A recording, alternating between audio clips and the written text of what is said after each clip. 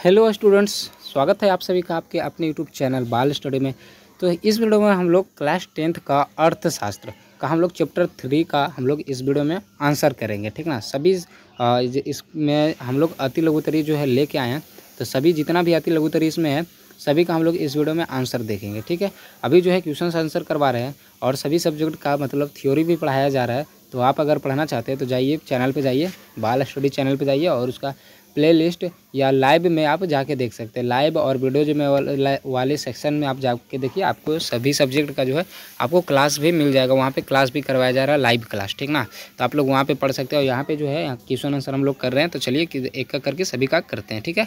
चलिए, तो देखिए चैप्टर का नाम तो आप लोग देख लिए कि मुद्रा बचत एवं साख है। ये भारतीय भवन पब्लिकेशन का है, तो हम लोग भारतीय भवन का इसमें क्वेश्चन आंसर करने वाले। देखिए पहला क्वेश्चन क्या है कि वस्तु विनिमय क्या है ना। तो इसका उत्तर देखिए लिखिएगा आप लोग कॉपी में, और इसका लिखिएगा उत्तर क्या हो जाएगा कि किसी वस्तु या सेवा का विनिमय अन्य वस्तु या सेवा के साथ प्रत्यक्ष रूप से होना वस्तु विनिमय कहलाता है, ठीक ना। वस्तु विनिमय समझ गए कि किसी वस्तु या सेवा का विनिमय अन्य वस्तु या सेवा के साथ प्रत्यक्ष रूप से होना वस्तु विनिमय कहलाता है। यानी कि एक वस्तु से दूसरे वस्तु एक्सचेंज कर लेना, तो इसी को हम लोग वस्तु विनिमय कहते हैं, ठीक है। चलिए देखिए दूसरा, देखिए क्या है कि आवश्यकताओं के दोहरे संयोग से आप क्या समझते हैं। तो इसका उत्तर हो जाएगा कि आवश्यकताओं के दोहरे संयोग से तात्पर्य शक्तियों की आवश्यकताओं में भिन्नता का होना, जिससे वस्तुओं के वस्तु विनिमय प्रणाली में कठिनाई आती है ना। वस्तु विनिमय प्रणाली में क्या आती है? कठिनाई। यानी वस्तु से वस्तु को चेंज करने में क्या होता है? कठिनाई होता है। जैसे आपके पास गाय है, हमारे पास बकरी है, तो चेंज नहीं कर पाएंगे क्योंकि बहुत कठिनाई है, क्योंकि गाय जो है महंगा में मिलता है और बकरी जो है सस्ता में मिलता है। इस तरह से क्या होता है, इसमें कठिनाई आती है। चलिए अब अगला देखिए, तीसरा नंबर क्वेश्चन है कि मुद्रा के प्रयोग से विनिमय का कार्य कैसे सरल हो जाता है ना। मुद्रा का प्रयोग से विनिमय का कार्य कैसे सरल हो जाता है, ठीक है। तो चलिए हम लोग देखते हैं। देखिए इसका उत्तर में आप लोग लिखिएगा, मुद्रा के प्रयोग से विनिमय का कार्य सरल हो जाता है क्योंकि कोई भी व्यक्ति अपनी वस्तु बेचकर मुद्रा प्राप्त कर लेता है और उससे अपनी आवश्यकता की अन्य वस्तुएं खरीदता है ना। जैसे मुद्रा का प्रयोग करके हम कोई भी चीज़ खरीद सकते हैं और उससे संतुष्ट भी हो जाएंगे। लेकिन क्या होता था वस्तु विनिमय प्रणाली में, क्या होता था जैसे अभी हम बताएं कि अगर हमारे पास गाय है और आपके पास बकरी है, तो हम क्या गधा थोड़ी ना है कि हम गाय आपको दे के और बकरी आपसे ले लेंगे, नहीं ना लेंगे। जैसे आपको गाय की ज़रूरत है, हमको बकरी का ज़रूरत है, तो हम गाय आपको दे के और फिर हम बकरी नहीं लेंगे, क्योंकि गाय जो है महंगा में मिलता है, 20,000 में मिलता है, और बकरी जो है 3,000 में ही आ जाता है, 17,000 का घटा। अब लेकिन क्या हुआ, मुद्रा जब आया तो हमको क्या चीज़ का ज़रूरत है? बकरी का। हमको क्या चीज़ का ज़रूरत है? बकरी का। और आपको क्या चीज़ का ज़रूरत है? गाय का।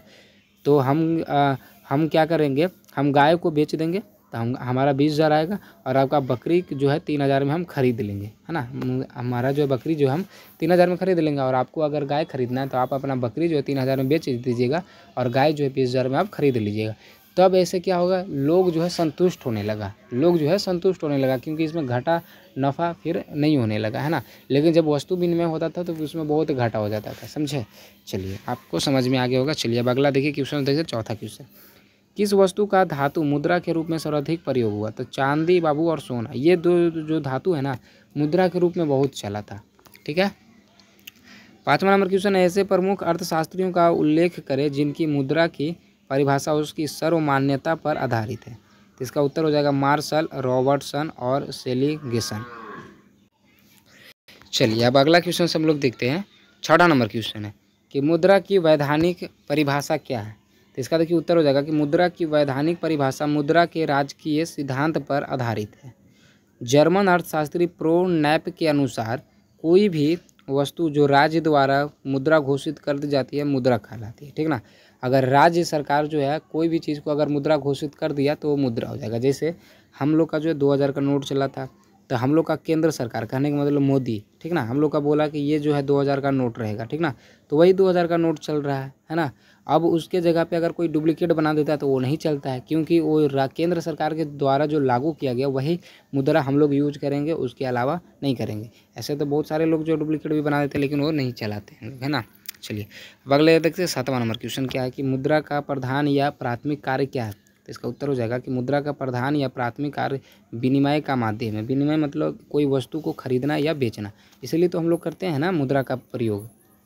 चलिए अब अगला देखिए, 8वां नंबर क्वेश्चन क्या है कि मुद्रा से उपभोक्ताओं को क्या लाभ होता है। तो इसका उत्तर हो जाएगा उपभोक्ता अपनी इच्छा एवं सुविधानुसार जो है मुद्रा खर्च कर सकता है ना, अपनी इच्छा अनुसार क्या कर सकता है, मुद्रा खर्च कर सकता है तथा अपनी सीमित आय से अधिकतम संतोष प्राप्त कर सकता है। उपभोक्ता मुद्रा के द्वारा ही वस्तुओं से मिलने वाली उपयोगिता की तुलना में संतोष प्राप्त करता है ना। अब देखिए मुद्रा था तो इसके मुद्रा से वो कोई भी चीज़ खरीद कर वो संतोष प्राप्त कर लेता था। मतलब अब पहले वो होता था वस्तु विनिमय, तो अब मुद्रा वस्तु से वस्तु बदलने में क्या होता था, बहुत परेशानी होता था। महंगा चीज़ जो है सस्ता चीज़ से बदल जाता था। लेकिन अब हो गया मुद्रा प्रणाली, तो मुद्रा में क्या होता है, जो हमको चाहिए अगर मेरा महंगा है तो हम वो बेच के क्या कर लेंगे, हम पैसा ले लेंगे, रुपया ले लेंगे और सस्ता चीज़ को खरीद लेंगे तो हमारा कुछ पैसा भी बच जाएगा। लेकिन पहले वस्तु विनिमय प्रणाली था तो वस्तु से वस्तु बदलना पड़ता था, तो बहुत घाटा आ जाता था किसी किसी को, समझे।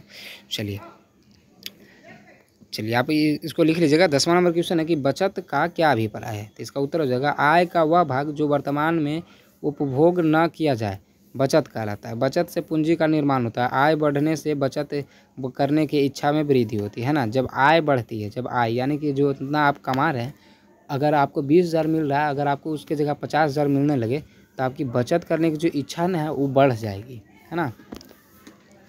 अब अगला 11 नंबर क्वेश्चन है कि साख से आप क्या समझते हैं। तो इसका उत्तर हो जाएगा साख का संबंध विश्वास या भरोसा करने से है। अर्थात जब हम किसी व्यक्ति या संस्था यहाँ पे कर लीजिएगा, संस्था नहीं संस्था, ठीक ना, संस्था की साख का उल्लेख करते हैं तब इससे उसकी ईमानदारी तथा ऋण लौटाने की क्षमता का बोध होता है। मतलब साख कहने का मतलब एक तरह से समझिए कि ईएमआई पे कुछ लेना, जैसे अब हम लोग क्या कहते हैं, मोबाइल हो गया, टीवी हो गया, बाइक हो गया, है ना, बड़े बड़े जो महंगे होते हैं एसी कूलर हो गया, वो सभी क्या क्या लेते हैं, घर के लिए लेते हैं। तो जब उसको हम ईएमआई पे लेते हैं तो उसको एक तरह से हम बोल सकते हैं साख, यानी कि सरकार के नज़र में हमारा क्रेडिट अच्छा रहेगा तो हमको जो है साख मिल जाएगा, यानी कि हमको जो है क्या होगा, ईएमआई पे मिल जाएगा। तो वही बोल रहा है कि तब इससे उसकी ईमानदारी तथा ऋण लौटाने की क्षमता का बोध होता है, उसी को हम लोग साख कहते हैं। यानी कि सरकार के नज़र में हमारा जो क्रेडिट है अच्छा बन जाता है। आप बार बार लोन लीजिएगा और समय समय पे चुकाते रहिएगा, उसको बाउंस नहीं होने दीजिएगा, तो सरकार के नज़र में आप अच्छा बन जाइएगा। सरकार बोलेगा कि नहीं ये व्यक्ति अच्छा है। अगर आप कभी 10 लाख भी अगर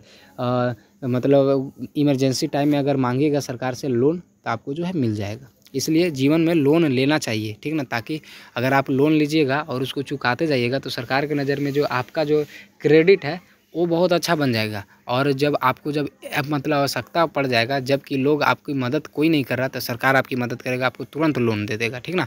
और अगर ऐसे अगर आप कुछ नहीं कर रहे हैं, लोन भी नहीं लिए हुए, तो सरकार से अगर एक बार आप 10 लाख मांगिएगा तो आपको नहीं देगा, ज़्यादा से ज़्यादा देगा तो 20 से 30,000 देगा, इससे ज़्यादा नहीं देगा। इसलिए लोन लेना चाहिए।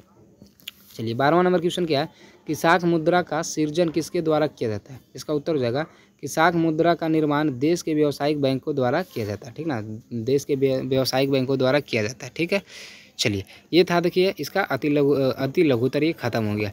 इसका लघुतरीय भी बना दिए वीडियो और दीर्घोत्तरीय भी बना दिए, तो उसका वीडियो का लिंक जो है आपको डिस्क्रिप्शन बॉक्स में मिल जाएगा बाबू, तो वहाँ से आप क्लिक करके देख लीजिएगा। और अगर आपको वीडियो ज़रा सा भी अच्छा लगा हो तो चैनल पे नए हैं और चैनल को सब्सक्राइब नहीं किए तो चैनल को सब्सक्राइब कर लीजिएगा और जाके वीडियो जो में जाके देखिए, चैनल पे जाइए, वहाँ पे खोजिए, ढूंढिए, आपको सभी सब्जेक्ट का लेक्चर्स आपको मिल जाएगा, ठीक ना। A to Z यहाँ पे पढ़ाया गया, ऑल सब्जेक्ट 9th और 10th 11th 12th सभी कुछ आपको यहाँ पे मिल जाएगा, सभी का वीडियो। तो आप जाइए, पढ़िए बहुत अच्छे से, एग्जाम में अच्छा नंबर लाना। तो बाल स्टडी के साथ जो आप अध्ययन करते रहिए, आपका अच्छा नंबर आएगा, ठीक है। चलिए मिलते हैं अगले वीडियो में, तब तक के लिए जय हिंद, जय भारत।